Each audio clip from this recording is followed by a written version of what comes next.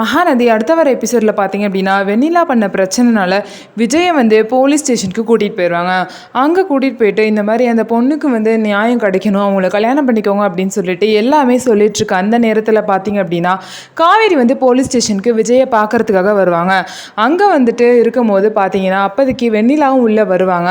இந்த மாதிரி யார் இவங்க அப்படின்னு சொல்லிட்டு விஜயை பார்த்து கேட்கும்போது காவேரி வந்து விஜய் வந்து என்னோட ஒய்ஃப் அப்படின்னு சொல்லுவாங்க.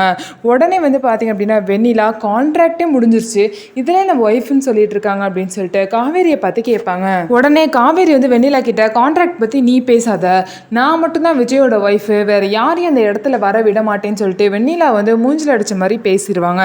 வெண்ணிலாவுக்கு பார்த்தீங்கன்னா அதுக்கப்புறம் என்ன பேசுறது தெரியாமல் முழிச்சிட்டு இருப்பாங்க. ஸோ வெண்ணிலாவை எதிர்த்து பார்த்தீங்க அப்படின்னா காவேரி வந்து ரொம்பவே கான்ஃபிடென்ட்டாக நிற்கிறாங்க. ஆனால் பார்த்தீங்க அப்படின்னா நடக்கிற பிரச்சனையில் விஜய் பார்த்தீங்கன்னா காவேரி ப்ரெக்னெண்ட்டாக இருக்க விஷயத்த ப்ரெஸ் மூலியமாக சொல்லிடுறாங்க. இது பார்த்தீங்கன்னா எல்லாத்துக்கும் தெரிஞ்சு காவேரி வீட்டுக்கும் தெரிய வந்துடுது. இதுக்கப்புறம் சாரதா வந்து என்ன முடிவெடுக்க போகிறாங்க, விஜயை காவேரி கூட சேர்த்து வைப்பாங்களா மாட்டாங்களா அப்படிங்கிறத பொறுத்திருந்து பார்க்கலாம்.